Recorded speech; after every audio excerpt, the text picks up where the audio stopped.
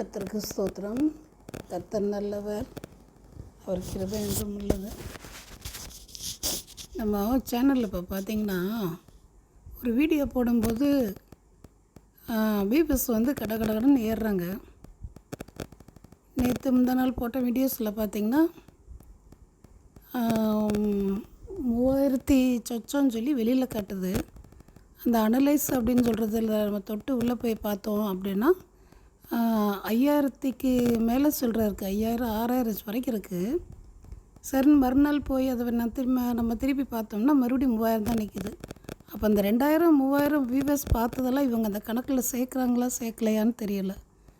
இல்லை எனக்கு தான் அப்படி ஆகுதா, இல்லை ஒவ்வொருத்தருக்கும் இந்த மாதிரி தான் ஆகுதா? இதை யூடியூப் கவனிக்க மாட்டாங்களா?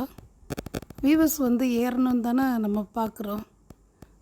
500 மெம்பர்ஸ் வரணுங்கிறாங்க, அப்புறம் 1000 மெம்பர்ஸ் வரணுங்கிறாங்க, வியூவர்ஸ் நிறையா இருக்கணுங்கிறாங்க, லைக் நிறையா இருக்கணுங்கிறாங்க, கமெண்ட்ஸ் நிறையா இருக்கணும், ஷேரிங் இருக்கணுங்கிறாங்க. அப்புறம் ஏன் இந்த மாதிரிலாம் நடக்குது? இதை வந்து நம்மளாம் எடுத்து அள்ளி போட்டுக்கிறதா? சோறு அள்ளி போட்டுக்கிற மாதிரி.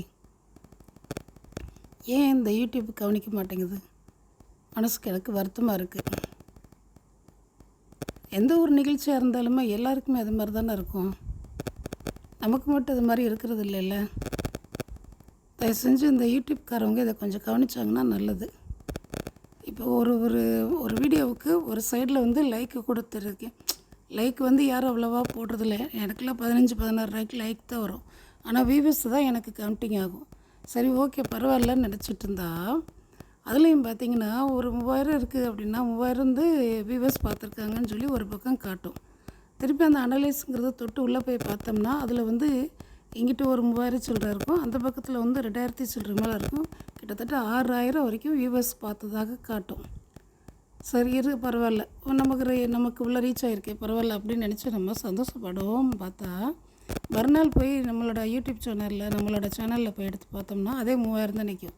அப்போ இந்த 2000 எங்கே போகுது? யார் அந்த 2000 எடுக்கிறா? இந்த யூடியூப் கவனிக்குதா கவனிக்கலையா?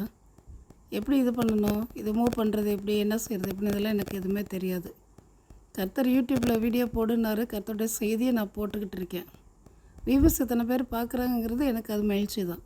ஏன்னா ஒவ்வொரு அட்டம்ப்ட்லேயும் கர்த்தர் தான் இதில் வந்து முன்னால் நின்று அவர் தான் செய்கிறார். அவரோட சேனலை, இது அவருடைய சேனல் தான், கர்த்தர் தான் அதை நடத்துகிறாரு.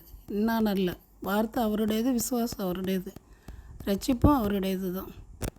ஸோ இதை நான் நினச்சி ஃபீல் பண்ணிவிட்டு ஆண்டவர்கிட்ட ப்ரேயரில் வச்சு விட்டுட்டேன். ஸோ இதை நான் என்ன சொல்ல வரேன்னா, யூடியூப்காரங்க தயவு செஞ்சு கவனித்து கஸ்டமரோட சாட்டிஸ்ஃபேக்ஷன் என்னன்னு சொல்லி பார்த்து அவங்க செஞ்சாங்கன்னா இன்னும் டாப்பாக போயிடும். அவ்வளோ.